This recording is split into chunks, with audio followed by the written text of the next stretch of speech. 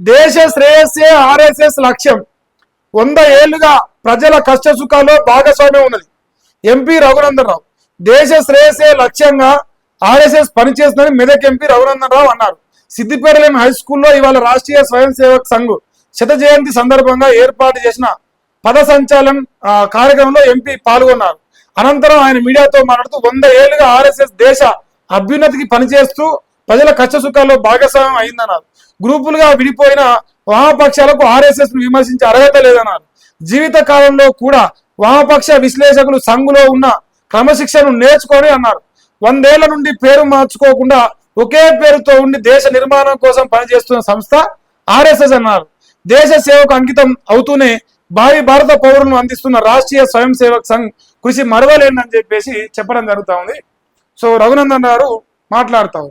So 100 సంవత్సరాలు పూర్తి చేసుకుని ఒకే ఒక సంస్థ ఈ దేశంలో రాష్ట్రీయ స్వయం సేవక్ సంఘ్. అయితే ఇక్కడ ఒక విషయం చెప్పాలి. ఇప్పటి వరకు భారతీయ జనతా పార్టీ నుంచి అయిన 2 ప్రధానమంత్రులు కూడా ఆర్ఎస్ఎస్ మూలాలతోనే.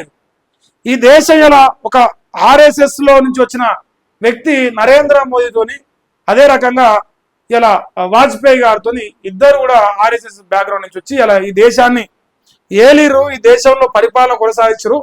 అంటే దేశానికి ప్రధానమంత్రులు ఇచ్చింది ఆర్ఎస్ఎస్ అని చెప్పి కూడా చెప్పొచ్చు. ఈ సందర్భంగా దేశభక్తి, దేశం కోసం ప్రాణాలైన అర్పించాలనే త్యాగాన్ని, ఆ దేశభక్తిని పెంపొందించిన సంస్థగా ప్రపంచం మొత్తం ఇలా కీర్తించబడతా ఉన్నది.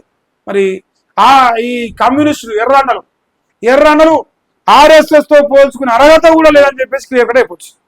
వాళ్ళకు పంచాలు చెడిపోయిన బ్యాచ్ అది. వాళ్ళు చెప్తారా నీతి వాక్యాలు? సిద్ధాంతం పక్కన పెట్టి కాంగ్రెస్ సొంతం కొట్లాడి కాంగ్రెస్ సంకరాకుతారు అలా పొత్తు పెట్టుకొని. అది ఒక వార్త మరి రాసిరా.